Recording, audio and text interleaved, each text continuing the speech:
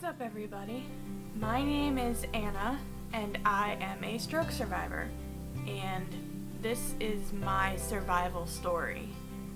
I had my stroke on June 22nd, 2020, and it was an ischemic stroke, which means that it was caused by a blood clot, and the blood clot got stuck in my carotid on the right side and stopped all blood flow to the right side of my brain,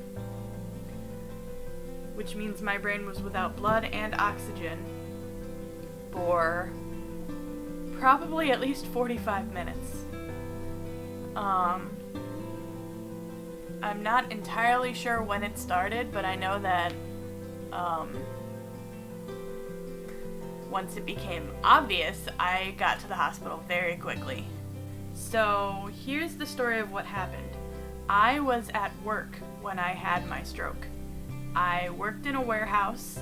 I was a picker. I drove a vehicle around an area, and I would stop at the location, get off my vehicle, go grab the merchandise, bring it back to my vehicle, put it in a bag, and then put it in a box on my cart.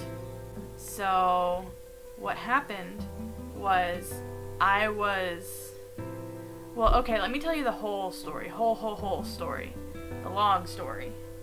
So when I first noticed that something was off was about an hour before the stroke actually happened.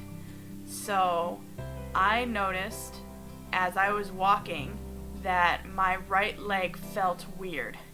And now I'm thinking that that was the clot moving through my leg.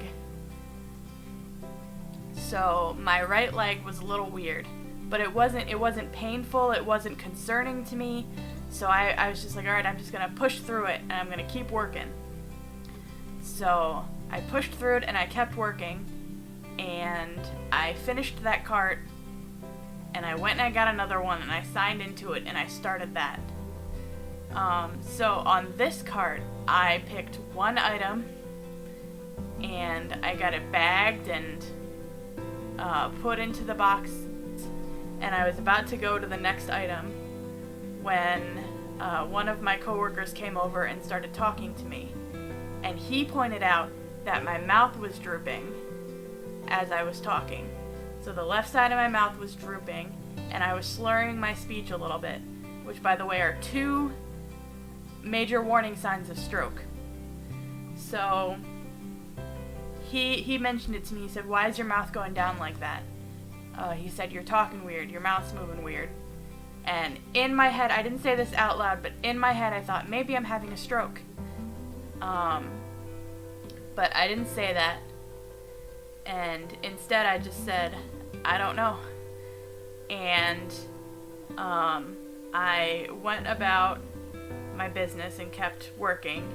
And he asked me if I was okay. And I said, yes, I'm fine. I just have a bit of a headache and it's throwing me off. And that's legitimately what I thought was the problem. I was very convinced that there was no way I could be having a stroke with how active I was. In my job, I ended up walking about 7 miles a day doing what I did.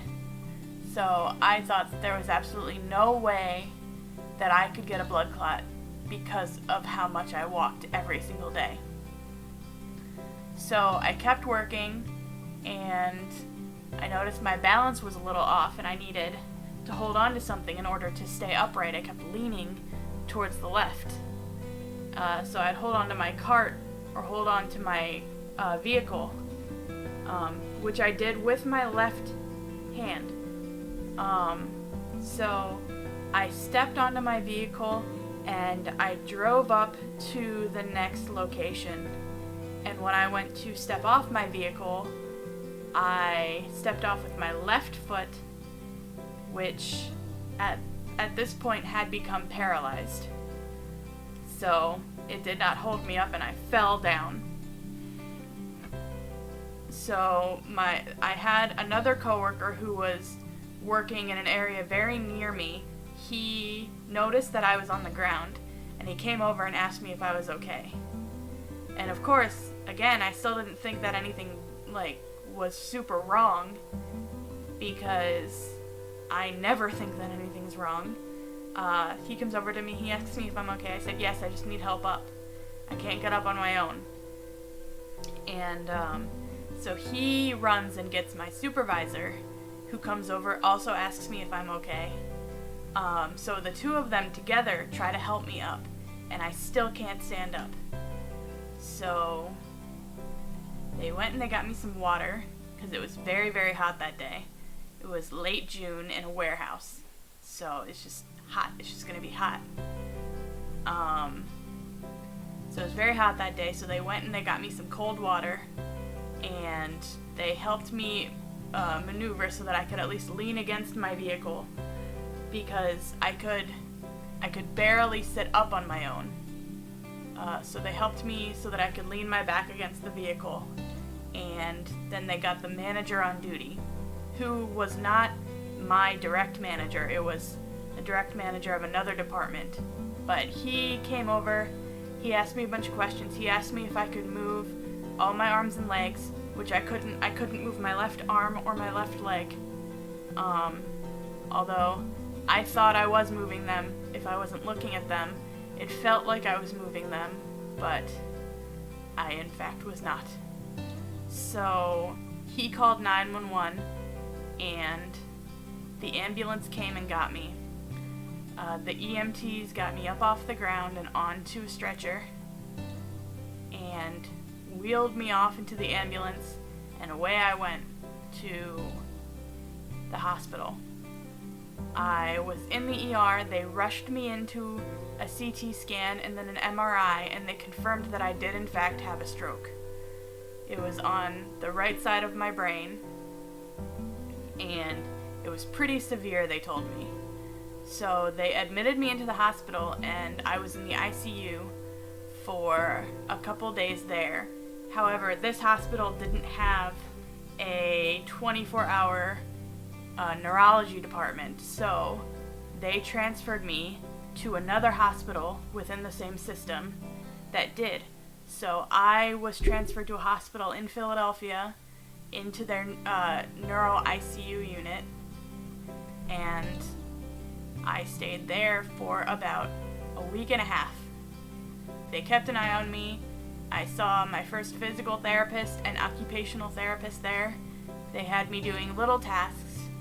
By the end of the first week, I was able to stand up using a device called a Sarah Steady, which has a platform at the bottom that you can stand on, and a bar at the top that you can hold on to and pull yourself up on. And then it also has a seat that can be slid down so that you can sit down and someone can roll you somewhere. So it's kind of like a standing wheelchair. So they got me to stand up on that, and it was the first time I stood up after the stroke. And about less than a week after that, after my first time standing up, I was transferred to a rehab hospital so I could have intensive inpatient rehabilitation for stroke. I was transferred to Moss Rehab, where I had physical therapy, occupational therapy, and speech therapy every day, and I stayed at that hospital for a month, and I was able to walk with a forearm crutch by the time I was discharged from there to home. One thing that I have noticed, or that I have noted, that I think was strange, is that there was not one point during the stroke or after the stroke that I was scared. I am not sure why. I'm not sure if it's because I saw my grandmom and my aunt both live through strokes, or if it was because of the brain fog caused by the injury itself. But I didn't feel scared at any point. I wasn't worried about it. I knew that everything would be okay. And everything is okay. I am disabled probably for the rest of my life, but it will get better. I am working on getting myself to at least independence, even if I don't get 100% of my mobility back. I have been upgraded from hemiplegic, which is one-sided paralysis, to hemiparesis, which is one-sided weakness. I can move my arm a limited amount, but I can walk unassisted, and I can get around my house. I'm very mobile and very active in my home. I continue to go to outpatient rehab twice a week, and I do my physical therapy exercises every day. So I am slowly but surely getting better. And I am proud of how far that I've come, because I have come a long way. I still have a long way to go, but I am proud of where I am.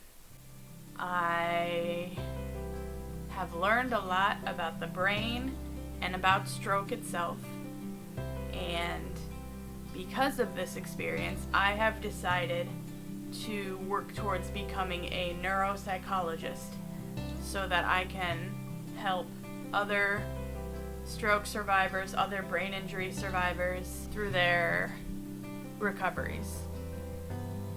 Or through rebuilding their life. I continue to improve every day. Like I said, I do my physical therapy exercises every single day. So little by little, my walking is getting easier.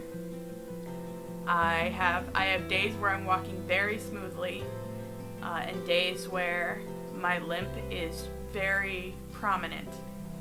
I am making progress with my arm and my hand through occupational therapy. I cannot open my hand, but I can wiggle a couple of my fingers and I can make a fist. That is returning slowly but surely. It's my goal to inspire other stroke survivors to continue pushing, to not give up, to know that there is hope after stroke.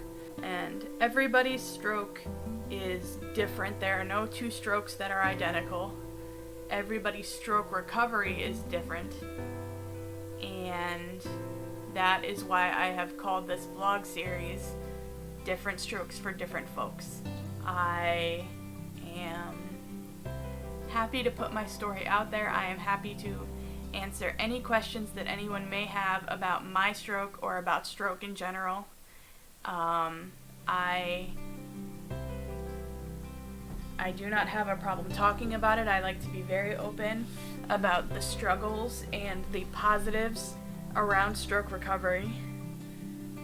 So I also would like to spread awareness of stroke as much as I possibly can, because it is my goal to take away some of that fear around stroke. One thing that I have noticed, especially since the stroke, is that every time stroke is mentioned in the media, in like a TV show or a movie or something, it's always they had a stroke and died. However, the majority of people who have a stroke survive the stroke. 1 in 4 people in the United States have a stroke. Someone has a stroke in the United States every 40 seconds. So every 40 seconds a new stroke survivor is born. We do consider it a rebirth. We get a second chance at life. And it's a rebirth because we have to learn how to use our bodies again. We have to learn how to use our brains again. And not only that, after a stroke, you become a different person. So you have to find the new you. You have to find out the things that you like. You have to find out what foods you like again. You have to find out what colors you like again. What kinds of movies and TV shows and things you like again. I am coming up to my 1-year rebirth day, or the 1-year anniversary of my stroke next month. I've come a long way in 1 year, but I still have a long way to go in order to reach my new normal. So I am also about 98% independent at this point. I still can't drive. My vision was also affected by my stroke. The left half of both of my eyes has become blind. And I am working with a neuro-ophthalmologist to kind of reverse that effect, that deficit.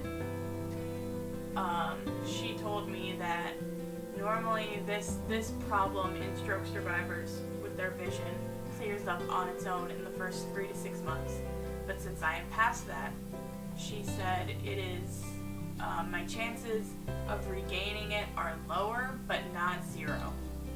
She said that because of my age, because I'm so young, I can still recover it after a while. And she said that that would be interesting to see.